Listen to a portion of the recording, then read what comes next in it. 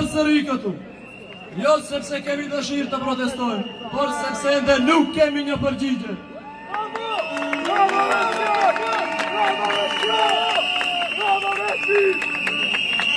Pas protestës së parë pritëm reflektim, pritëm dialog, pritëm përgjegjësi institucionale, pritëm harmonizimin e ligjit për gjuhët me ligj për jurisprudencën, por ajo që morëm ishte heshtje, vonesë dhe përpjekje për të radikalizuar kërkesën tonë.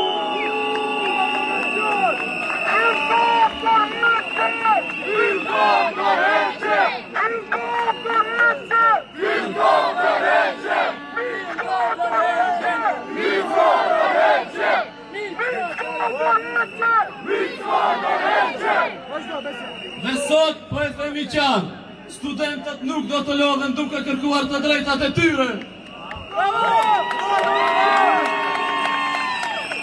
Ne nuk kërkojmë favore, ne nuk kërkojmë privilegje, ne kërkojmë vetëm ato që është normale në çdo shtet demokratik, që aprovimin e jurisprudencës ta japim në gjuhën shqipe, në të cilën edhe kemi studiuar.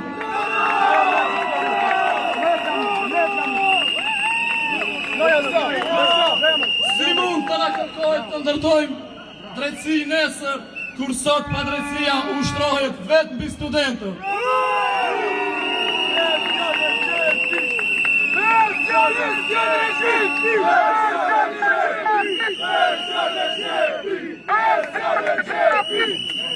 Kjo nuk është vetëm çështje akademike, kjo është çështje dinjiteti, çështje barazie, çështje respektimit të qytetarëve të këtij vendi.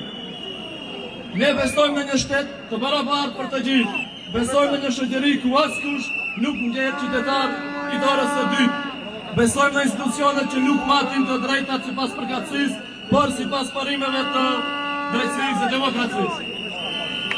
Sepse vetëm një shoqëri që i trajton të gjithë me barazi mund të ndërtojë stabilitet, besim në të ardhmen evropiane.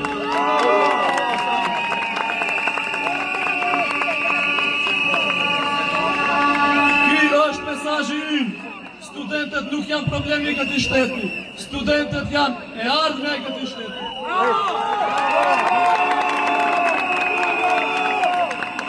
Prandaj sot, edhe një herë i bëjmë thirrje publike ministrit të drejtësisë, zotrin Filko, mos e trajtoni këtë çështje me arrogancë institucionale.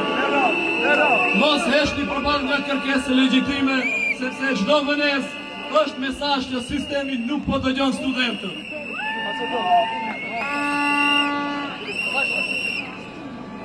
Po ashtu, i bëjmë thirrje edhe kryeministrit Kristian Mickoski.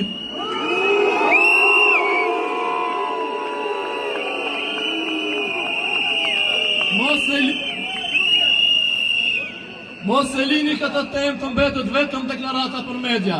Tregoni leadership, tregoni se kishte ditë të zgjedh problemet përmes dialogu, drejtësisë dhe respektit.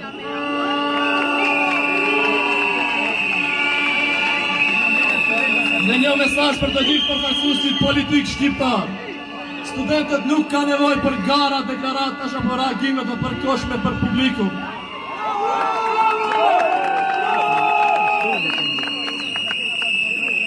Sot kërkohet koordinim, përgjegjësi dhe angazhim konkret.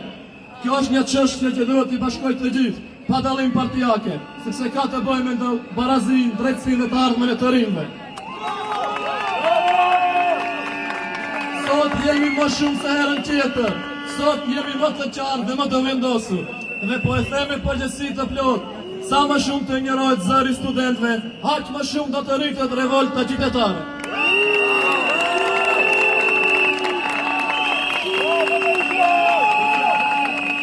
Sepse ne jemi të qetë, si që keni parë deri më sot, por e kam thënë, e them, dhe do ta them, ne rebelohemi kur na mohohet e drejta.